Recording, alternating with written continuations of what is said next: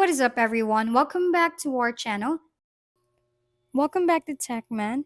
Today, let me show you how you can go through the process of changing the price color in Shopify this 2024. Let's open our Shopify, then make sure to log into your account. From here, navigate to your left and go to the online store. On the themes page, click on Customize over here. Then on this editor page, on the top, click this drop down over here, select product, then click default. Now navigate to the product you want to change the color of the price. In our case, let's do it on this black shirt over here. Click your product to see the product information. Then on your right side, scroll down to the bottom until you find custom CSS.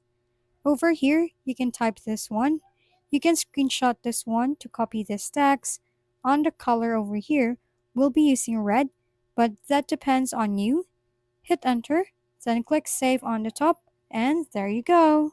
If we've been helpful, kindly give us a thumbs up. And don't forget to hit the subscribe and bell button for more contents. For any questions and suggestions, comment down below.